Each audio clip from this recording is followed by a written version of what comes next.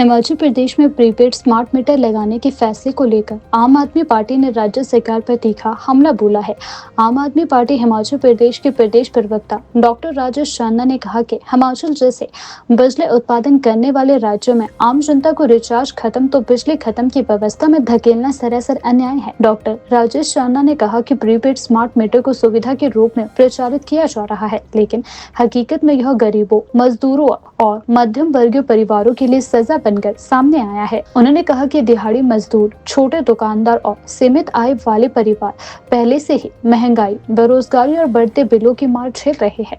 ऐसे में अगर रिचार्ज खत्म होते ही बिजली काट दी जाएगी तो आम आदमी का जीवन और भी कठिन हो जाएगा। उन्होंने सवाल उठाया कि जब हिमाचल प्रदेश देश को बिजली देता है तब अपने ही राज्य की जनता को बिजली के लिए प्रीपेड सिस्टम के भरोसे क्यों छोड़ा जा रहा है। डॉक्टर राजेश चांदा ने कहा कि आज के समय में मूलभूत आवश्यकता बिजली है।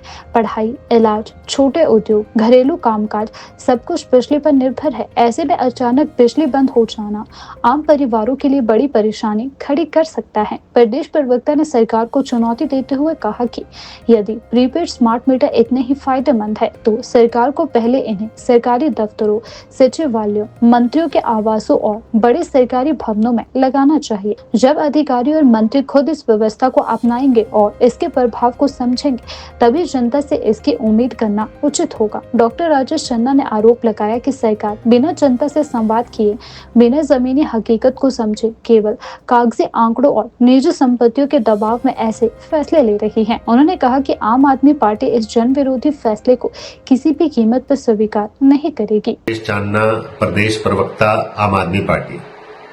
आज एक गंभीर मुद्दा, आप बोलेंगे हर बार गंभीर ही होता है आपका मुद्दा, तो इस बार ऐसा ही मुद्दा लेके आपके बीच में मैं आया हूं, बिजली का मुद्दा।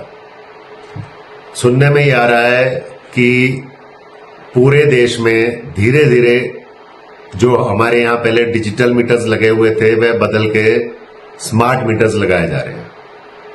स्मार्ट मीटर्स जो हैं वो नेटवर्क बेस्ड मीटर्स हैं, जो नेटवर्क के थ्रू वाईफाई या जो भी नेटवर्क है सिम उसमें डलेगा और उसके थ्रू सीधा डाटा बिजली विभाग तक पहुंचाएगा।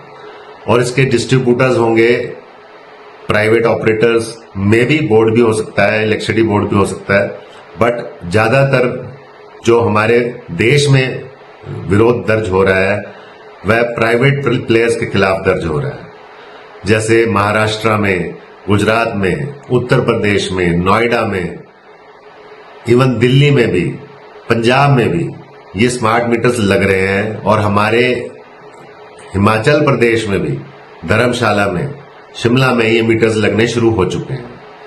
मेरा आपसे सिर्फ ये कहना है कि ये जो मीटर्स हैं ये हमारे मूलभूत अधिकारों के साथ खिलवाड़ है।